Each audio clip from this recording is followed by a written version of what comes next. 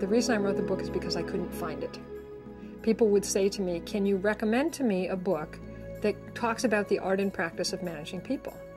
And what I found was no. What I found is there are a lot of books about little pieces of management, 100 ways to reward your employees and how to have a difficult conversation and 15 things to do when people don't do what you do. But this whole art and practice of management, for which I have a lot of respect, no books. Somebody learns to be a lawyer, you get taught how to be a lawyer.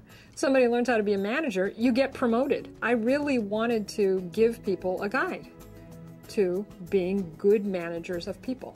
What I want them to do is go, ooh, I could do this.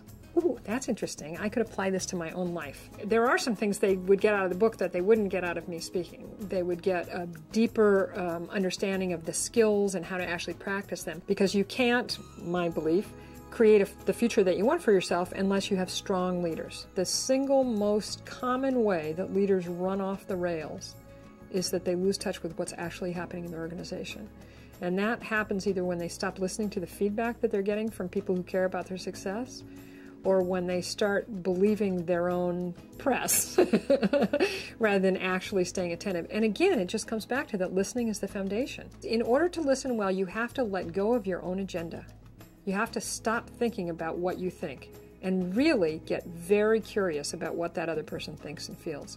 Because otherwise you can do the techniques and skills of listening and it'll feel phony to the person because they'll recognize you're actually just waiting for them to breathe. If you say, it sounds like you're really upset about this, or that didn't seem to you to be the right way to do this, they know that you heard them. And then you can go on.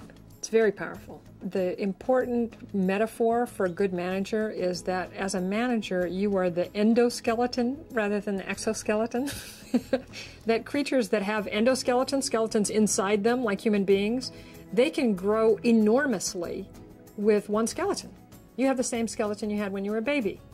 And that skeleton has just grown as the scaffolding for your muscles and for your skin, and you grow and grow. Okay, animals that have exoskeletons, like lobsters, they have to shed their skeleton. The exoskeleton is not a very flexible mechanism. If you want to grow, you have to crack out of it and build a whole new one. So good managers support their people from the inside. They have very clear expectations, good, strong bones, but they don't try and surround them. They try and support them from underneath. Here's what I expect you to do. I'm going to give you the resources to do it, and I'm going to get out of your way and let you do it. And that's going to become more and more true in management as industries collide and information and entertainment come together. And I mean, you can see it right now, for instance, in television. Is it television? Is it computers? Is it online? Is it the linear?